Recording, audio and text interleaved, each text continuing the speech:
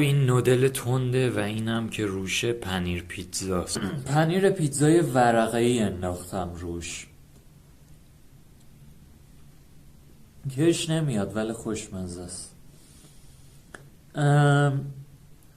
البته چیز خورده بودم، لوبیا خورده بودم، لوبیا و سیب زمینی یکم خوردم که بتونم اینو بخورم. از این بیشتر خوشم میاد. در کل چندین ساعته که غذا نخوردم. اگر میبینید الان دارم غذا میخورم و تو ویدیو دارم غذا میخورم، برای همینه. چندین ساعت غذا نخوردم و آخرین وعده‌ای که خوردم چند ساعت بعدش بالا آوردم، استفراغ کردم. حالا تو چنل تلگرام گفتم دلیلشو.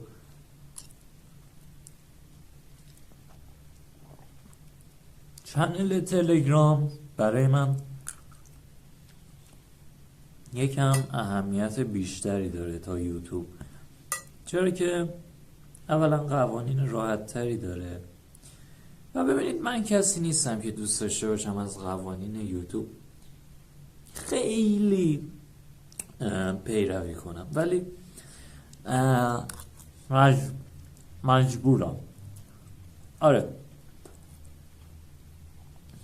چنل تلگرام توش لینک ویدیوهای یوتیوب هم هست، پس چنل تلگرام یه جورای چیزای بیشتری توشه. هم ویدیوها هست، هم چیزای دیگه، حرفایی که ممکنه نصف شب بخوام بگم، چیزایی که مثل یک نویسنده به ذهنم میرسه که یعنی واقعا تجربه کردمشون، یعنی از حسال در لحظم یه جورایی میگم و همین ممکنه بعداً برام جالب باشه. مثلا اینکه بدونم چی تو فکرم بوده قبلا، شاید جالب باشه، شایدم بدم میاد، اهمیتی نداره، در هر صورت هست.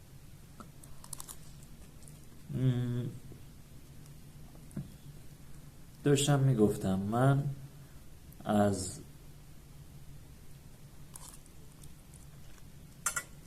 کسی نیستم که از قوانین مثلا درست کردن ویدیوهای خفن پیروی کنم. یه سری قوانین هست برای درست کردن ویدیوهای فول و خوب با کیفیت، ویدیوهایی که قرار بازدید بگیره، ویدیوهایی که بیننده داره، یه سری معیارا داره. من از اون معیارا پیروی دوست ندارم بکنم. درست.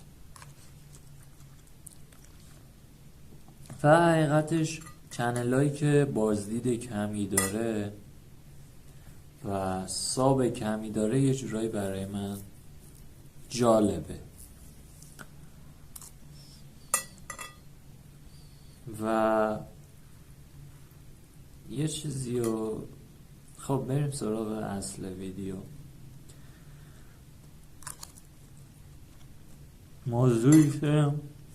موضوعی که ممکنه شما،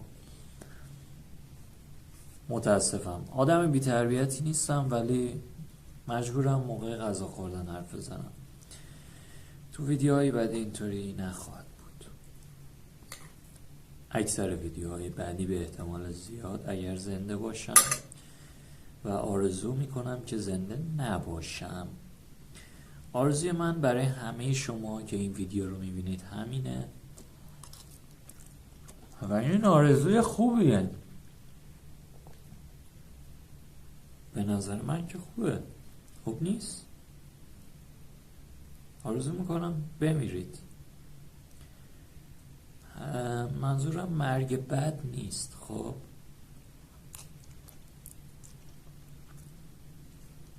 منظورم مرگ خوبه و به نظر من در حال حاضر من لایق مردن هستم. بعضی انسان ها لایق مردن هم نیستن، یعنی اصلا نباید به وجود می اومدن، یعنی به وجود اومدنش خودش یه اشتباهه. در کل انسان خودش به نظر من نقص هایی داره و 100% همینطوره و در کل خلق، یعنی انسانی که به وجود اومده، خود این انسان یه اشتباهه به نظر من. در واقع خود وجود انسان اشتباهه به نظر من.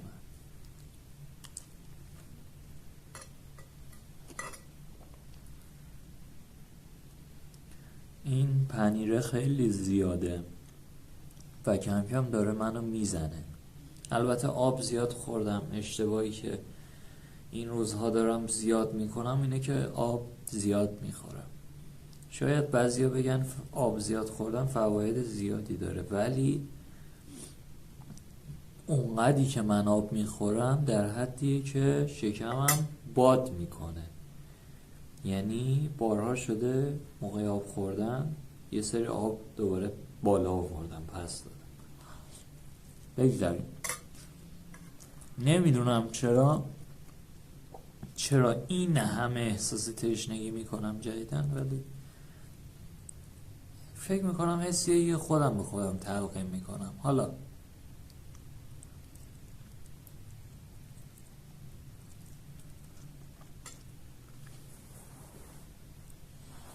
به نظرم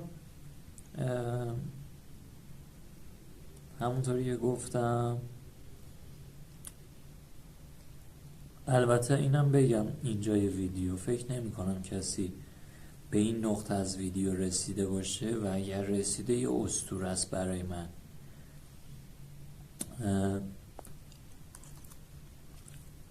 لطفا کامنت بذار که با هم آشنا شیم. چی میخواستم بگم؟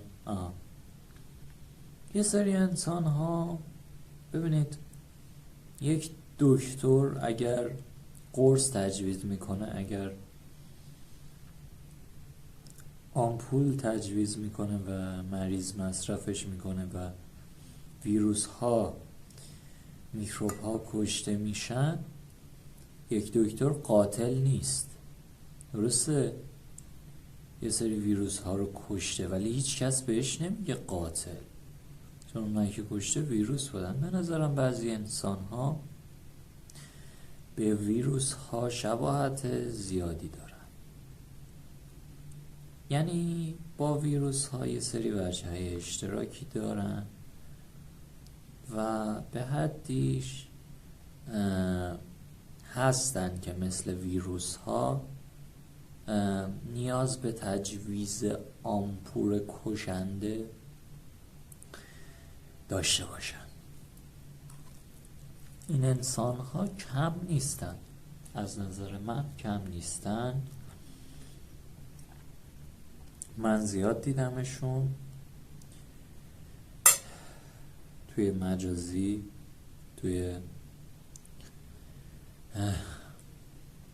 بیرون از مجازی و دنیای واقعی، غریبه ها و آشناها. اکثر آشناهای من متاسفانه خودشون ناقل بودن و ویروس داشتن. خیلی سخت میشه بعضی وقتا جدا کرد ازشون. یاد یه تیکه از فیلم مردعنکبوتی 3 افتادم که دکتره میگفت بعضی وقتا این انگل رو خیلی سخت میشه جداش کرد تو طبیعت. منظورش انگل ونوم بود. منم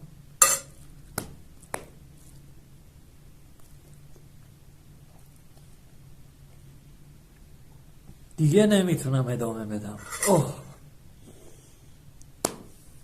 متاسفانه این غذا من رو زد. من رو زد، من رو کوبید زمین، یعنی یه مشت کوبید تو صورتم باشه. نمیدونم چرا پنیر چربی زیادی داشت، یعنی پنیر پرچرب بود و نودل هم سنگین بود. قبلش هم لوبیا خوردم، خیلی هم آب خوردم. کم خوابیدم دیشب، کم خوابیدم. 3 روزه که کم دارم میخوابم. حقیقتش به خاطر دانشگاه دوست نداشتم کلمه دانشگاه رو تو ویدیوم به کار ببرم، ولی چه میشه کرد. اگر یه روزی راجع به دانشگاه ویدیو درست کردم، بدونید که دیگه خیلی بکیرم شده ویدیوها. منظورم از بکیرم شده اینه که دیگه سراغ موضوعاتی که بهشون علاقه ندارم هم رفتم، یعنی موضوعاتی که ازشون بدم میاد، مثل دانشگاه، مثل مدرسه. خب من به عنوان کسی که از اجتماع خوشش نمیاد، حسش نسبت به اکثر آدما استفراغه و واقعا هم استفراغ میگیره، باید بگم که آره، از این موضوعات متنفرم. موضوعاتی مثل دانشگاه، مدرسه، محیط کار. دوست ندارم تو ویدیوام راجع به شغلم، راجع به مدرسم حرف بزنم یا کسایی که هستن رو ویدیوشون رو بگیرم. حتی آشناهام نسبت به آشناهام هم همین احساسات رو دارم. محیط های دیگه هم هست، توی فضای مجازی هم یه همچین چیزایی هست، مثل گروه های تلگرامی، خیلی مزخرفه، یا مینی چت های تصویری. حس مزخرفی نسبت بهشون دارم. دوست دارم از دور ویدیو بگیرم و دوست ندارم زیاد به دوربین نزدیک بشم، به خاطر اینه که تو حالت خوبی نیستم. پوستم خراب شده، موهام یکم خرابه، من همون نرفتم و البته تو اینجور مواقع کم بودن کیفیت ویدیو هم به درد میخوره. نه اینکه به خاطر این که قیافم مشخص نباشه ویدیو رو کیفیتش رو کم میکنم، نه، خاطر اینکه آپلود خیلی راحت تر میشه، خیلی. آره، سریع آپلود میشه. و داشتم میگفتم که مثلا راجع به گروه های تلگرامی بخوام بگم، مردم میان توش، اولین کاری که میکنن سلامه، دومین کاری که میکنن میگن که خوبی، سومین کاری که میکنن گیف میفرستن یا استیکر معمولا یه بچه میفرستن، یه نوزادی که مثلا یکم بامزه به نظر میاد، یکم خپله. از نظر ایرانیا خپل بودن بامزه است و از نظر مامان بزرگا کیوته به نظرشون. یا معمولا گیف هایی میفرستن، از جمله گیف هایی که توش نوشته هایی هست که میگه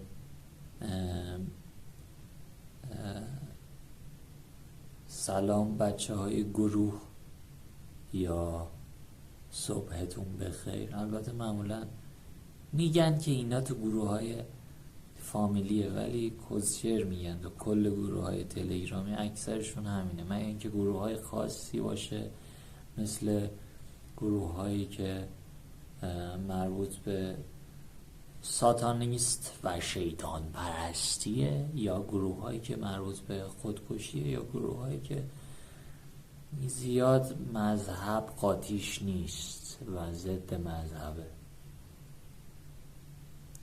گروه هایی که مربوط به یه سری یوتیوبرها هست هم اینطوری هست. اما معمولا گروه های تلگرامی پسرها میرن پیوی دخترها، میگن سلام چطوری، میشه با هم آشنا شیم و بلاک میشن. دخترهای تلگرامی معمولا عکس خودشون نمیذارن، اگه میذارن یه فیلتر سیاه‌سفید میذارن، اگه نذارن معمولا با روسری‌ان و ژست های تکراری دارن. پسرها هم معمولا به افق خیره شدن و ریش دارن یا تحریش دارن، یا با شلوار شیش جیبن، یا با قلیون عکس دارن، یا جلوی ماشینشون نشستن که ماشینشون معمولا پژوه.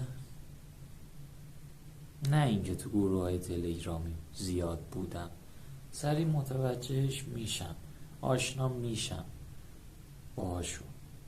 یه نگاه که میندازم میفهمم که چقدر کسچره. چتای ناشناس تلگرامی هم بدتر و اوضاعش بدتره. معمولا دخترها چت نمی کنن، چرا که پسرها میخوان بکنن. پسرها به هم جنس خودشون هم رحم نمی کنن و دائما در حال خود ارضایی تو فضای مجازی. یه جورایی فضای مجازی رو گایدن، تو واقعیت زیاد اون چیزی که هستن رو نشون نمیدن، در اون حد منحرف بودن خودشون رو نمایش نمیدن، در صورتی که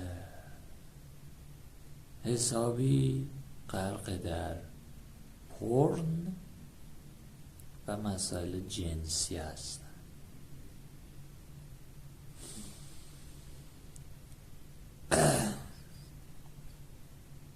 راستش دوست ندارم تو این ویدیو راجع به خود ارضایی صحبت کنم و نمیخوام صحبت کنم. تامنیل و موضوع ویدیو برام هیچ اهمیتی نداره و راجع به هر چی که بخوام صحبت خواهم کرد تو ویدیو. اما اصل ویدیو راجع به ماهیت ویدیو راجع به این بود که آیا من به حدی رسیدم که بتونم بمیرم و آیا من لایق مردن هستم؟ در حال حاضر فکر میکنم هستم. چند روز پیش اینطوری فکر نمیکردم، الان فکر میکنم لایق مردن هستم.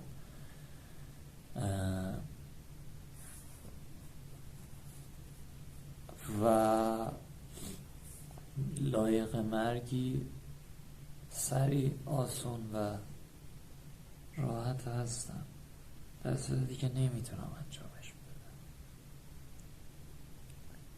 تو ایران اسلحه قانونی نیست، این رو خودتون میدونید و اسلحه یکی از آسون ترین کارهایی که میشه یه آدم در انجام بده. چی گفتم؟ جمله بندی رو داشتی؟ به خاطر اینه که این غذای زده منو، شب نخوابیدم، سردرد دارم و به خاطر همینه که جمله بندی کیری از آب در اومد. خودمونیم دیگه، کیری حرف زدم. داشتم میگفتم که زدن ماشه، کشیدن ماشه اسلحه زیاد سخت نیست حتی برای بچه،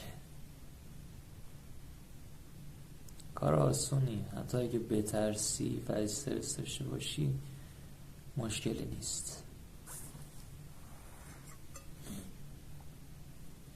من کسیم که معمولا اگر از جایی برم بقیه رم میگم، اگر نخوام دوباره برگردم اونجا.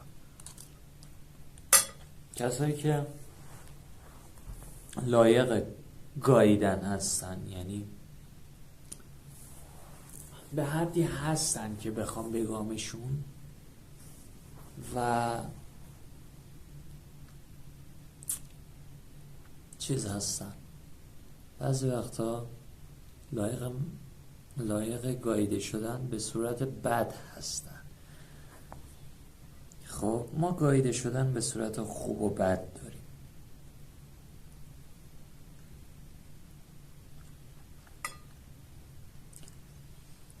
و من قرار نیست خودکشی ساده داشته باشم.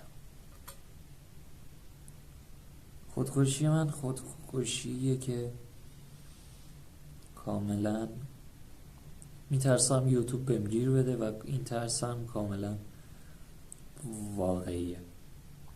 شوخی کردم، واقعی نیست، کاملا دروغه. میخوام این ویدیو دیلیت نشه. شما خب ادامه صحبت رو پیش میگیریم. اگر مرگی توی ویدیوی خودکشی راجبش نگفتم، ویدیوهایی با موضوع مرگ و خودکشی زیاد ساختم ولی راجبش نگفتم که دقیقاً منظورم از مردن خودم و هدفم چیه.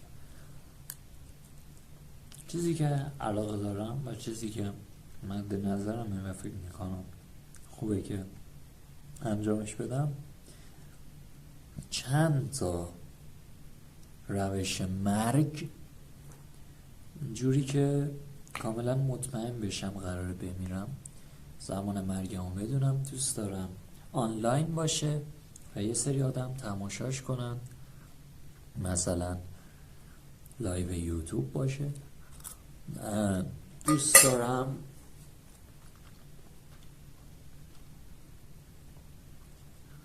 دوست دارم که قبل مرگم متوجه بهم، بعد مرگم توجهات بهم بیشتر از قبل مرگم نباشه. یعنی قبل مرگم کاش متوجه هم بشن اونایی که باید. و قرار نیست که فقط خودم بمیرم. همونطور که گفتم یه سریا رو به گا میدم وقتی بخوام برم.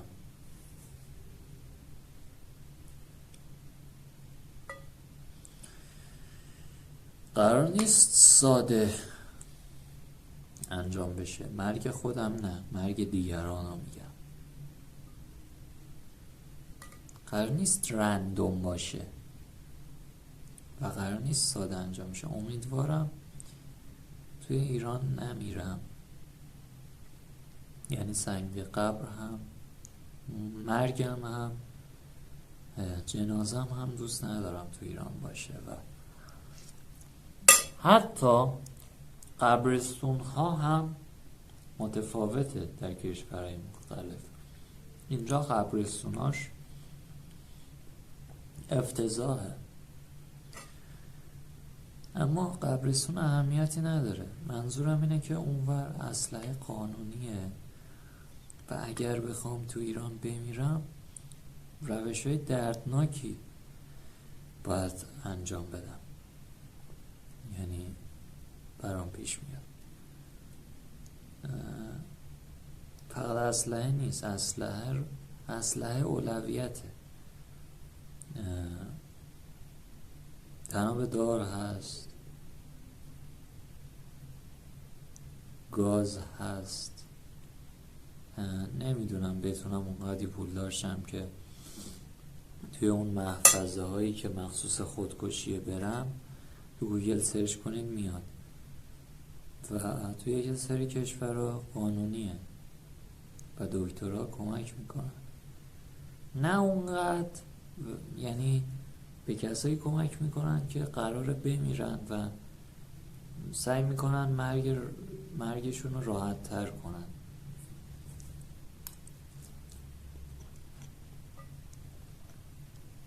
خلاصه داشتم میگفتم که دوست دارم مثل یک جراح عمل کنم نسبت به بعضیا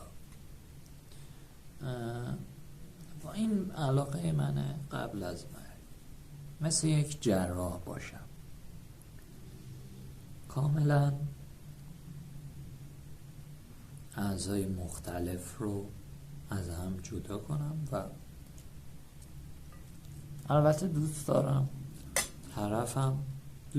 طرفم تمیز باشه و زیبا، چون برای خودم راحت تره. متاسفانه واقعیت اینه، ولی معمولا اون کسایی که مد نظرمه و اون خصوصیاتی که مد نظرمه به آدمای تمیز و زیبا نمیخوره. در واقع کاملا خصوصیاتش، یعنی خصوصیاتی که مد نظرم آدمای کثیف و عوضیه.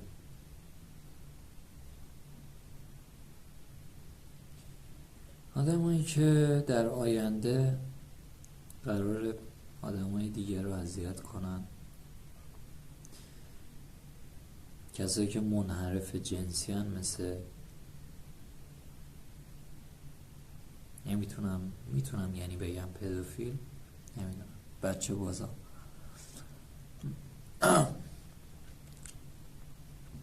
متجاوزا و نه اینکه به من تجاوز شده باشه ولی از گفتنش هیچ احساسی ندارم اگر بهم تجاوز شده بود. شاید البته اگر شده بود شاید متفاوت بود. دارم میگم که برام مهم نیست.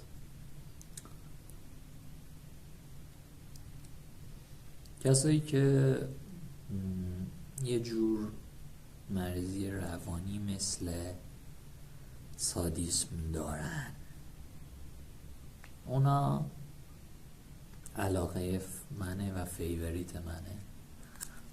کسایی که یه جورایی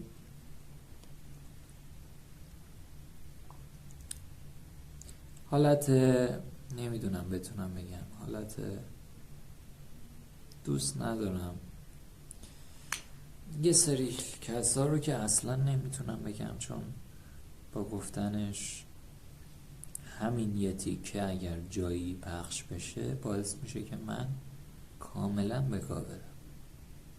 اما مثلا کسایی که میتونم بهشون چیز کنم، بهشون اشاره کنم، مثلا کسایی که قول دارن، یعنی لوتا گنگسترا، دوست دارم یه همچین آدمایی رو توی خونه داشته باشم و توی زیر زمین بسته باشم بهشون.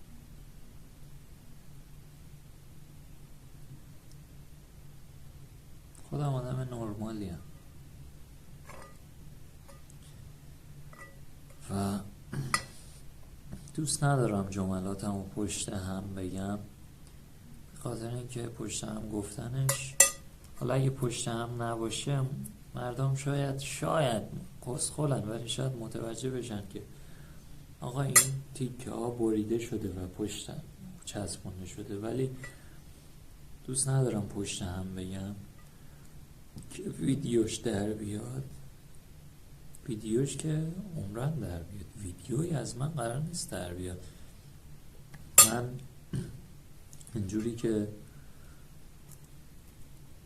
اینجوری که داره پیش میره، کسی از من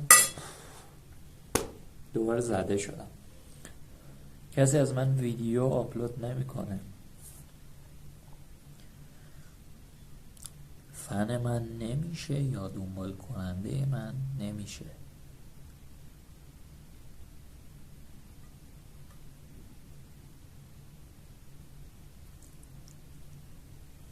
هرچند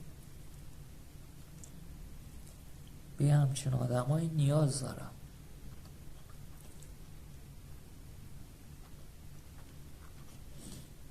کسایی که شبیه خودمن رو نیاز دارم. نیاز دارم تا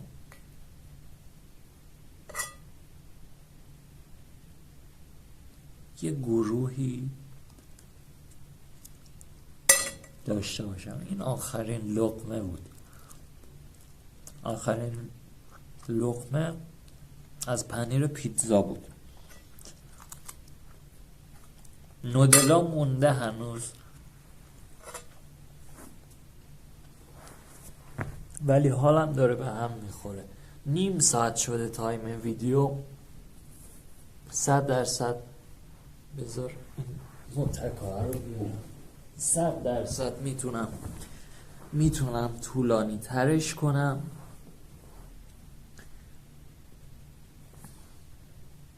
بیشتر از 1 ساعت میتونم چندین ساعتش کنم. دوست دارم یه ویدیو چندین ساعتی داشته باشم تو چنلم، اما چندین ساعت تایم زیادیه، نمیشه چندین ساعت ها گذاشت به خاطر اینکه فقط یه ویدیوی چندین ساعتی آپلود کنیم. تو چندین ساعت میشه فیلم سینمایی دید، میشه رفت یه سری PDF خوند، میشه درس. دوست ندارم درس بخونم، مثل قوانین یوتیوب مجبورم.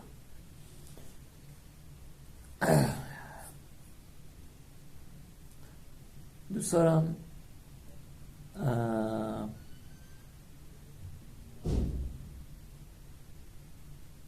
تغییر کنه روال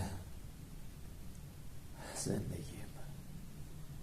دیگه دوست ندارم قرص بخورم.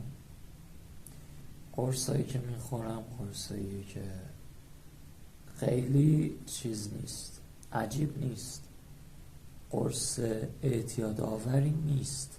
فکر میکنم خیلی وقت دارم مصرف. این خنده من واقعی نبود. این خنده من واقعی نبود و یه چیز کاملا رندوم توسط فضا و جو بود. داشتم میگفتم قرصی که میخورم به خوابم کمک میکنه و دیگه نمیدونم به چی کمک میکنه، ولی خود اون روانپزشک میدونه. بعد دوباره به روانپزشک مراجعه کنم و بگم کسکش این قرص رو قطع کن. خب نمیخوام نیی بخورم، متاسفانه میدونم میتونم خودم قطع کنم، ولی خانواده مجبورم میکنه. دوست دارم همه این قرصایی که برام تجویز شده رو بکنم تو حلق همون دکتر، چون خیلی وقت داره میره رو اعصابم و مجبورم مصرف کنم. کاش قرصی بود که به دردم میخورد، مثل قرصی که برای پوست خوبه، برای مو خوبه، برای عضله سازی خوبه، برای البته که ورزش زیاد نمی کنم ولی به درد بخوره دیگه، برای کردن استرس خوبه برای، البته شاید این قرصه این کار به درد کم کردن افسردگی و این چیزا خورده، احتمالش هست. تأثیراتشون نمیدونم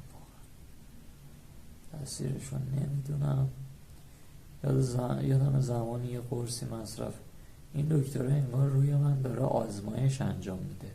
در واقع من یه همچین حسی دارم، حس میکنم یه موش آزمایشگاهی شدم.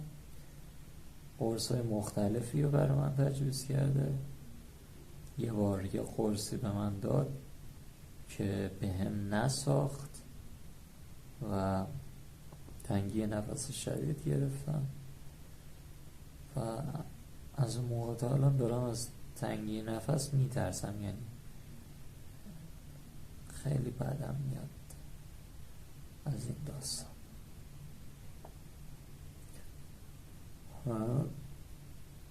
فکر میکنم اگر ویدیو بیشتر از این ادامه پیدا کنه بازدهی داره ها، یعنی دوست ندارم این مدلی بشینم.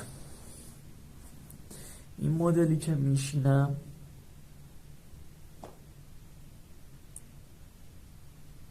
یه جورایی بد فرم تو دوربین میفتم. البته اهمیتی نداره، فکر کنم تا الان از هر زاویه‌ای تو دوربین افتادم، حالا نه از همه زاویه ولی یه جورایی هم شبیه با بزرگم میافتم تو دوربین، چون مدل نشستن با بزرگم همین، با بزرگ مادری، با بزرگ پدری مرده، کمتر از 1 ماه که مرده، شاید بیشتر شاید کمتر. نسبت به مرگش نمیتونم حرفی بزنم.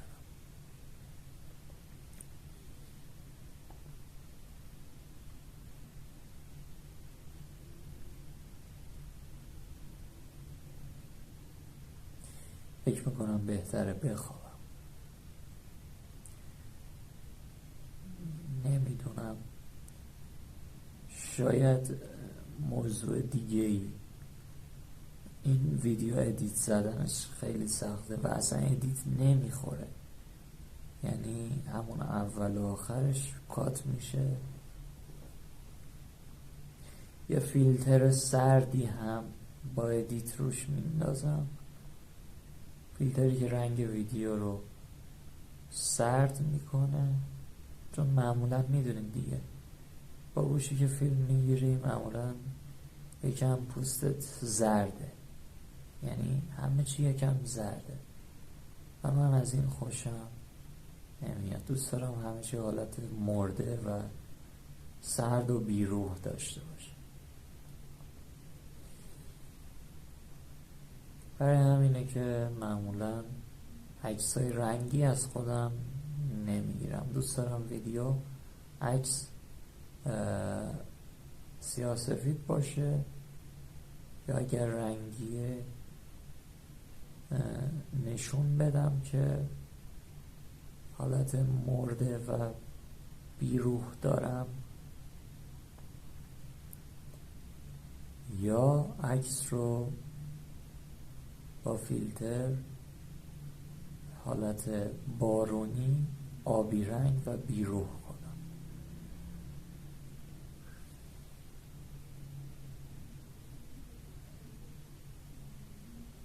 انسان،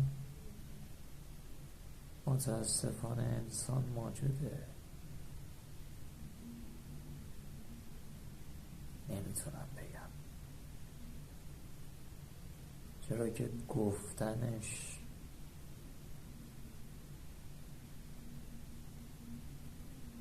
از لحاظ همه غلطه، از نظر همه غلطه. وقتی میگم همه، منظورم همه نیست. خب منظورم 99%.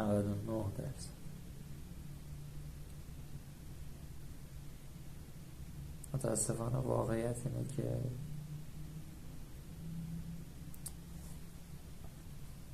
نمیتونم با بقیه کنار بیام و آزار میبینم. همینه، تو داری آزار میبینی.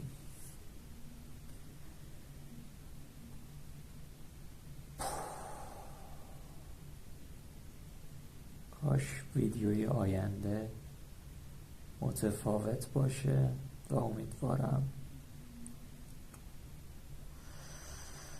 یک استنداپ کمدین یک استنداپ کمدی باشه، به جای اینکه بشینم تو ویدیو حرفای واقعی که هست رو بزنم. البته میشه با استنداپ کمدی هم همچین حرفایی زد، ولی در اون صورت نمیشه فهمید.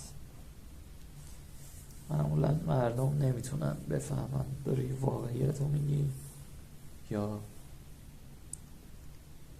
همینجوری حرف میزنی. اگه استنداپ کمدی باشه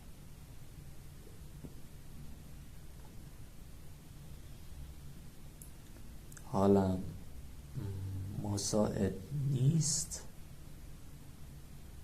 و دلم میخواد آهنگ گوش کنم. اما آهنگ برای من قدغنه، چرا که هنوز اونقدی زمان نگذشته. یه مدت زمانی تعیین کردم که نباید آهنگ و فیلم هایی که قبلا دیدم رو ببینم و از این مدت زمان پیروی میکنم.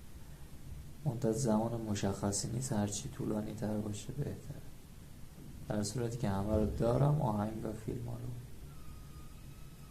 ولی دوست دارم سراغ آهنگ و فیلم های جدید برم و اولویتم فعلا همینه. یه سری آهنگ و فیلم ها شاهکاره که دوست ندارم به چشمم و به گوشم عادی بشه، برام خوشایند نیست. مثل بازی GTA یا Red Dead رو من انجام نمیدم. میتونم انجام بدم با کیفیت پایین، ولی توی سیستم یعنی لپتاپ به درد نخورم. به درد بخور هست ولی نچندان. میتونم انجامش بدم ولی انجام نمیدم به دلیل اینکه برام عادی میشه و دوست ندارم با کیفیت پایین برام عادی بشه. دوست دارم با کیفیت بالا ازش لذت کامل رو ببرم و در یه فرصت خوب بازی کنم. GTA رو متاسفانه بازی کردم و 3 بار داستانش رو تموم کردم. مرحله‌اشو کاراکترهای خفن داره و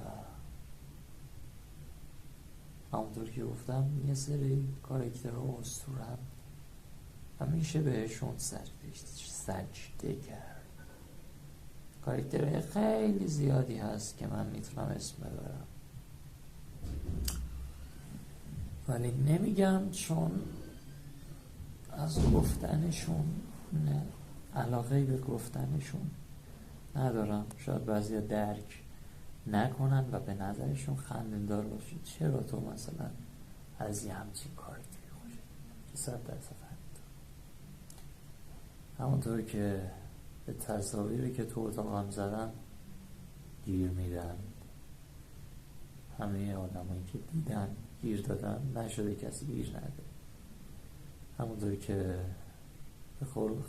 به اخلاق هم گیر میدن، به علایق هم گیر میدن، به اینم گیر میدن. نه اینکه برام مهم بشه، فقط گیر دادنشون باعث میشه که گفتنش بی بهره باشه برام.